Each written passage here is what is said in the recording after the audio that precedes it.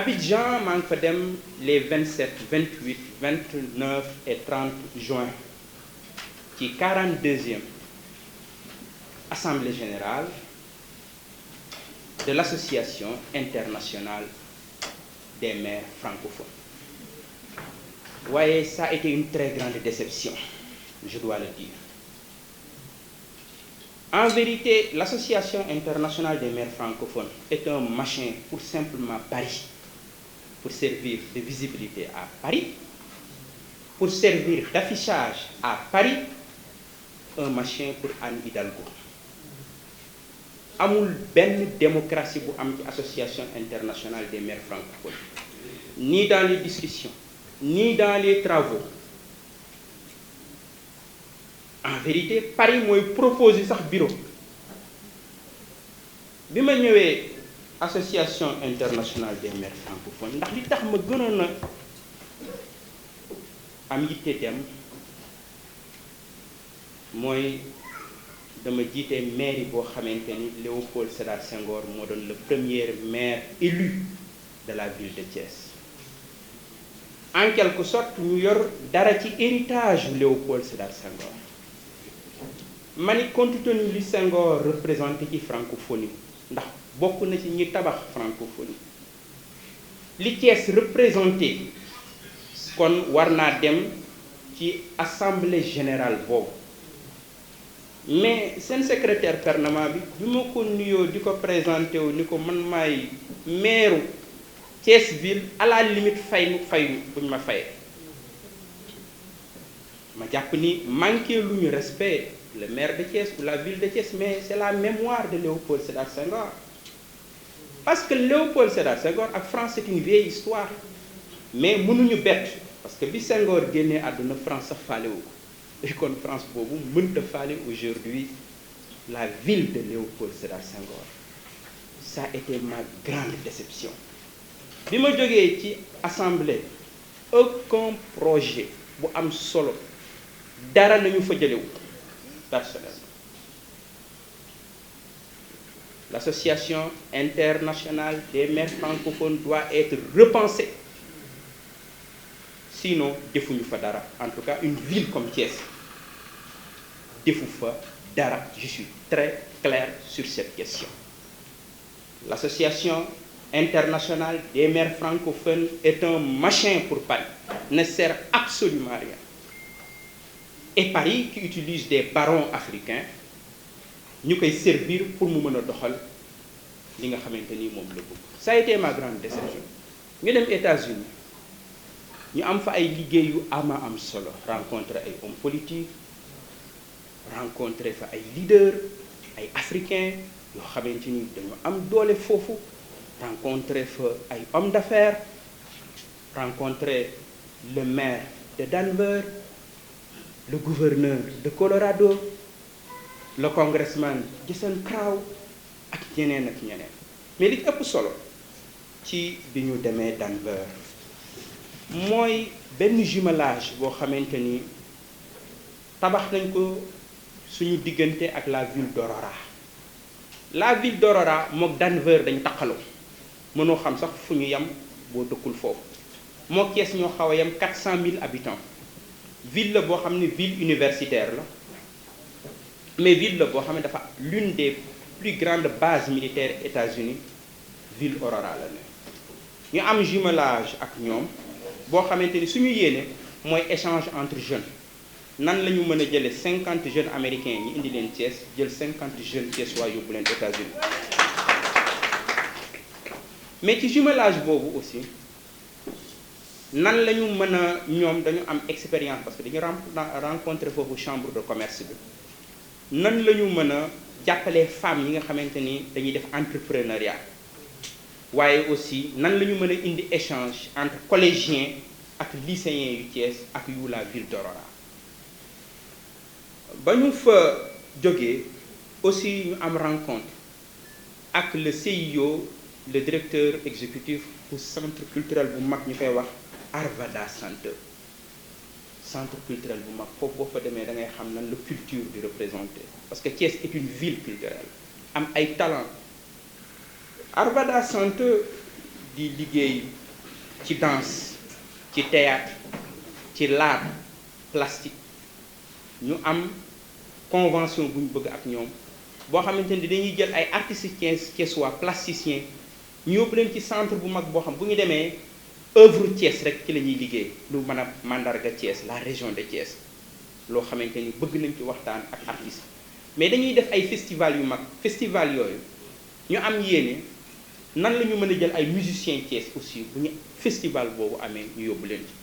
mais ñoom it ñu am yéene jàppale ñu am un très grand centre culturel à Thiès de référence de norme internationale am na ay xalaat yoo xamante ni liggéey nañ ko ak Arvada Center ñu am benn liggéey ak benn fondation Phoenix Foundation seen représentant mi ngi ni docteur Fever mi ngi Phoenix Foundation fondation bu mag la di liggéey ci santé moom mi ophtalmologue la ñu am yéene defal consultation gratuite xale yi Thiès yi jàng di élèves entre 7 ba 17 ans consultation gratuite mais bu ñu defee consultation boobu ba pare xale yi nga xam dañu am problème mu bët ndax problème mu bët da yàq jàng xale léeg-léeg seen jàng sooxe seeni parents ci boppam du ñu am ay moyens yu ñu leen jëndale ay lunettes ndax lunette dafay cher mën na jar 200 000 mais junni xale yi jëkk a génn nga xamante dañ leen di defal diagnostic ñu am problème mu bët docteur Fever bi toog fii jël nañ engagement signé ak la fondation ñoom ñooy defal consultation gratuite xale yi ñoom ñooy fabriquer verre yi may ko gratuitement xale yi ñooy fabriquer gratuitement lunettes yi defal consultation ñun maire yi li ñu war a gérer rek mooy organiser wu ak IA fan la ñuy dajale xale yi waxtaan ak université wala hôpital régional ñu am ay 2-3 volontaires yu leen accompagner ñoom am nañ ay machines yoo xamante ni su xale bi ñëwee machine bi mooy def diagnostic en moins de 2-3 minutes machine bi mooy délivrer ordonnance bi nga xam ni moom la xale bi war a wut ñoom ñooy fabriquer lunettes yi ñëw nañ installé wu nañ Thiès ba pare donc docteur Fever ñi semaine prochaine bëgg naa am une réunion avec l'IA ñu anticiper ci rentrée bi pour que loolu ñu mën ci commencer waaye ñu am aussi daje États-Unis avec une grande fondation américaine ñu koy wax Denver Botanic Garden muy fondation bu mag buy liggéey ci environnement xam ngeen ñun Thiès problème yi ñu am ci environnement Thiès amatul espace vert yi fi nekkoon yëpp privatisé nañu yenn yi ñu def fa ay centres commerciaux xeex bi may mëne pour ñu récupérer espace vert ville day am espace vert Thiès amatul espace vert xale yi bu ñu bëggee féexlu amuñu fenn fu ñu mën a dem loolu dëgg du yoon ville dafa am ay espace yoo xam ne kenn waru ko jaay kenn waru ko privatiser ñépp ci war a am accès ñu waxtaan ak fondation Denver Botanic Garden pour que ñu jàppale ñu au niveau de Thiès ñu mën fi tabax lu ñuy wax un parc écologique municipal bu mag a mag boo xamante ni ñoom jël nañu engagement ni au mois de janvier déjà Denver Botanic Garden dinañu ñëw Thiès te bu ñuy ñëw ñooy jël seen bopp en charge ñooy fay seen frais d'hôtel Denver Botanic Garden mais Denver Botanic Garden bi ñuy ñëw dañu indaale woon seen benn représentant boo xam moo leen représenté Nations Unies ci projet bu mag a mag boo xamante ni ñu ngi koy wax the one world one water un monde une eau un monde une eau projet bu mag a mag boo xamante ni dañ ñu mën a jàppale Thiès problème mu inondation ndox moomu nan lañ koy mën a récupérer li ñu tuddee agriculture urbaine ndax quartier populaire yu bëri pauvreté ma nga fa xale yi jàppuñu ci dara te agriculture urbaine jafewul bu ñu amoon ndox dinañ leen mën a jàppale xale yi am loo xamante ni ak jigéen ñi dinañ ci mën a am loo xamante ni seen koom-koom dina ci yokk waaye ñi am rencontre aussi avec ce qu'on appelle le congressman Jason Crow. Pourquoi Jason Crow? Jason Crow ndax yéen a ngi fàttali ko la famille Diol bi ñu taaloon États-Unis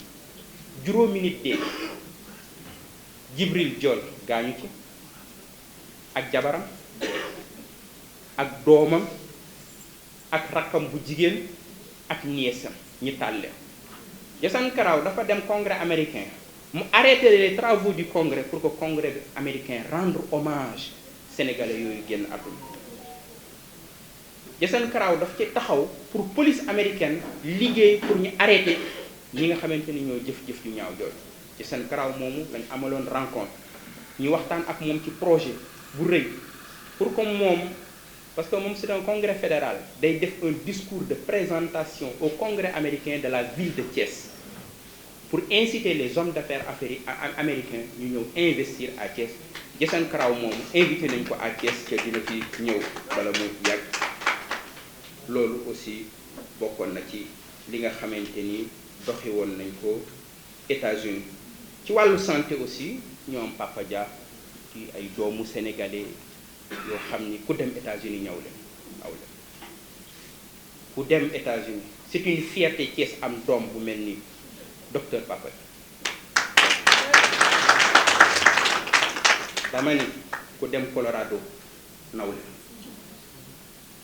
C'est des gens qui mobilisent des gouverneurs d'État, les maires, seen taxawaay ndax africains yi doole bu ñu am foofu ñu mobiliser am conteneur de 40 pieds matériel médical pour indi ko Thiès seen dëkk pour jàppale ko waa Thiès. waaw jar na ko am jaru ko jar na làkki anglais de. ba ma fa jógee ñu dem Solingen en Allemagne muy partenariat bu ñu am ak ville de Thiès. bi ñu fa demee suñu yitte mooy dañu leen ni ñun maire lañ boo xamante ni Thiès dafa faible au plan technique. benn misaal rek laa ciy joxe fan yi yëpp quartier bu mel ni balaa bi dañuy ñàkk ndox chaque jour ñuy joytu te maire yi mënul dara, mënul mobiliser benn citerne ndox sax may leen ko. pour maire may leen citerne ndox day woote S2 wala mu woo sapeur pompier. mais loolu du mairie boo xamante ni vidange amu ko, benn véhicule de vidange amu ko. mairie boo xamante ni tey jii bu UCG xëyoon téye seen loxo mbalit mi nekk ci biir mbedd yi ak ci biir kër yi. mairie boo xamante ni ñaari oto ñooy dox toute la mairie. ba ma demee Solingen dama leen dañu leen ñëw bëgg ngeen jàppale ñu am ay citerne yu bëri ndax Thiès day am ay problème mu ndox. bu ab quartier am problème mu ndox mairie mën a mobiliser 5 citernes yóbbu ko mën a jàppale nañu jàppale. ma ni leen dañu bëgg ay véhicules de vidange. ma ni leen dañu bëgg ay nacelle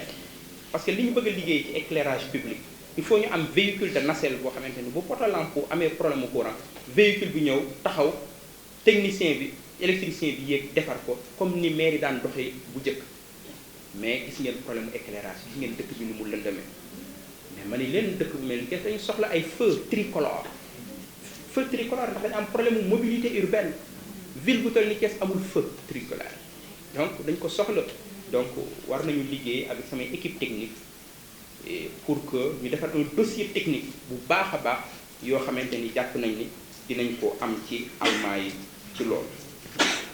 ci ñetti voyage yooyu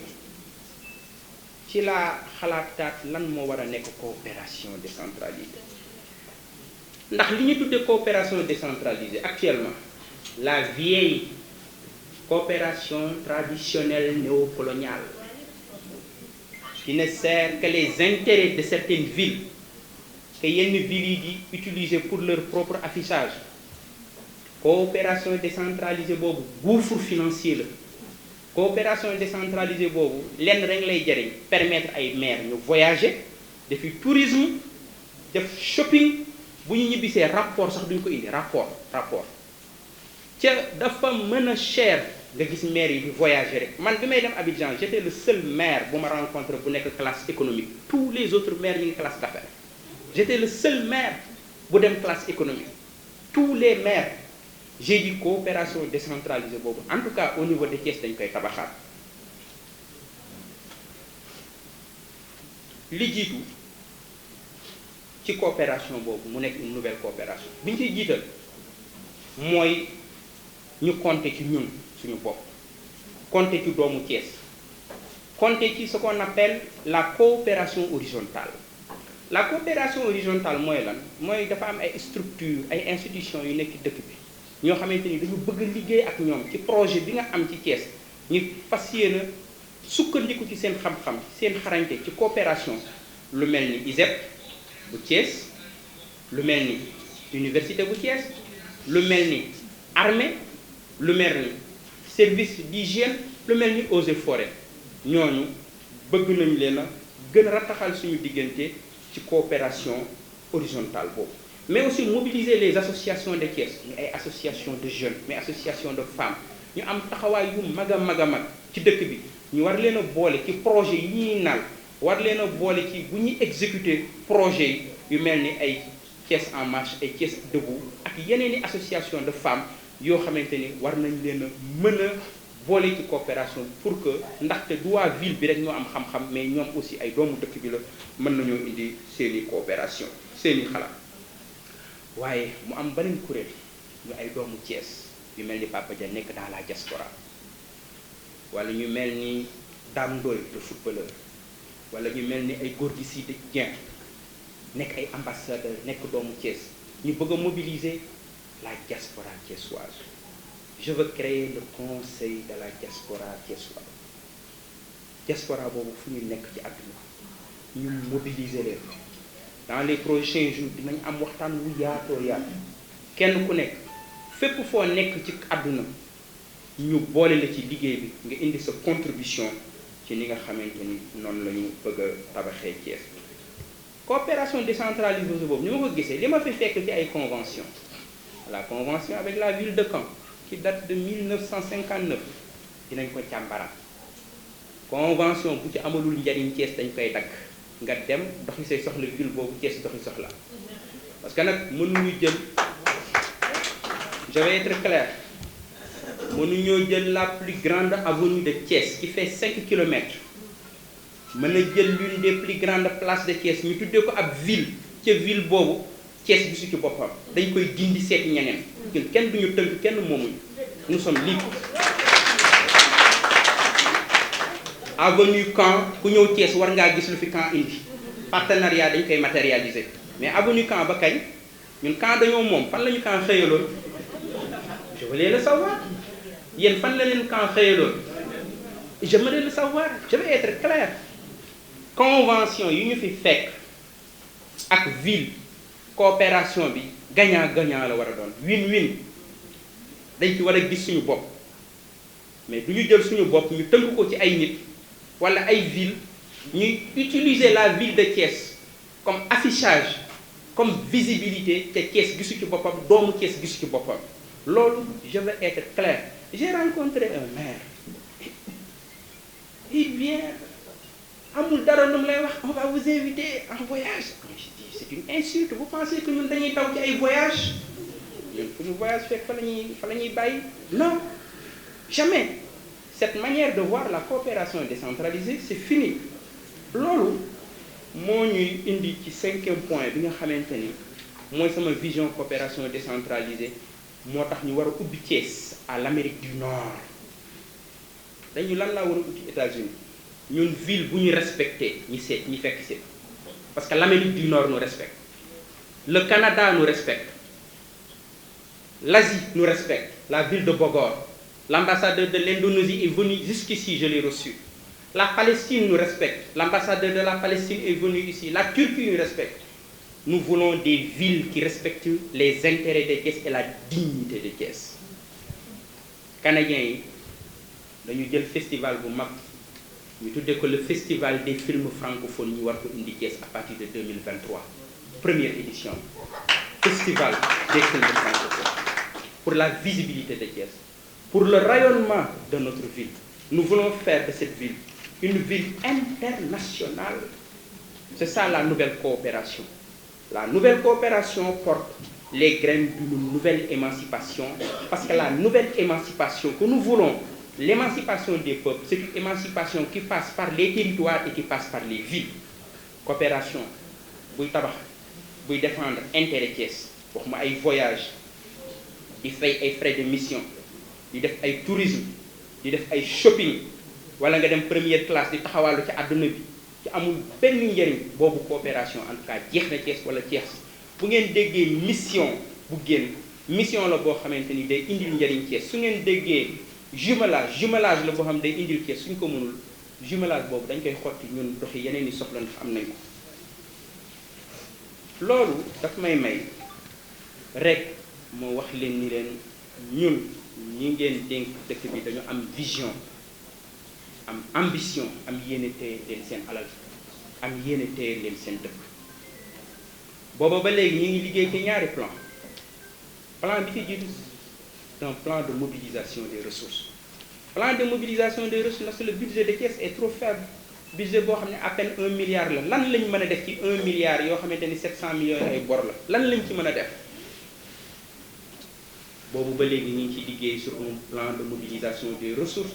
Nous voulons porter le budget de la ville de Thiès à 10 milliards. Plan boobu ñu ngi ciy liggéey dans les prochains jours dinañ leen ko présenter. Panel bi ñi ngi liggéey ci plan de développement de la ville de Thiès ndax ville nag day am plan de développement vision bu claire boo xamante ni liggéey nañ ci dans les prochains jours dinañ ko partager ak élus yi partager ko ak Thiès waay partager ko ak association. Plan de développement boobu moo war a def Thiès une ville moderne une ville intelligente bi ci jiitu point bi ci jiitu mooy la transparence la gouvernance parce que nag mooy point bi ci ëpp solo la gouvernance ñi war a def déclaration de patrimoine te ñu nekk ci sama équipe ñëpp dañ koy war a def dañ koy def ñu yor alalu Thiès yorin wu set wu sell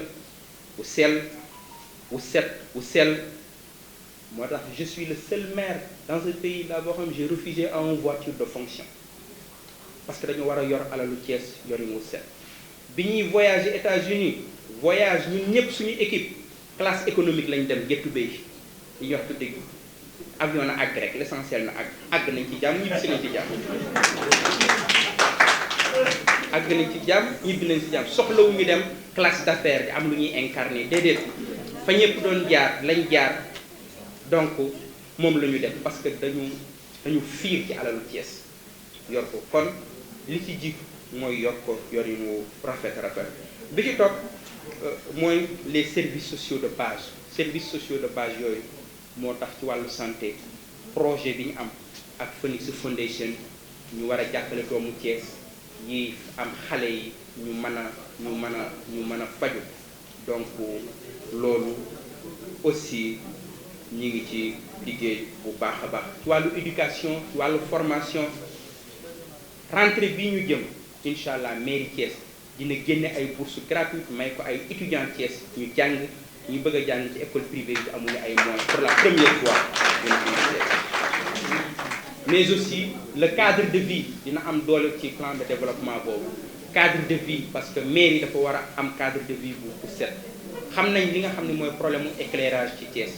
place de France ni mu lëndame avenue Caen ni mu lëndame avenue yi wër Thiès ni mu lëndame mais may rassurer Thiès waaye ni xam nañ lëndamaay boobu lancé naa un marché de 50 millions pour éclairage public boo xam ne marché boobu attribué nañ ko dans les prochains jours travaux yi dina commencé place de France dinañ fa defaat ay projecteurs avenue Caen ak artère principale yi Thiès yëpp dina leeraat incha allah fii ak l'année prochaine dinañ ci gën a dugal alal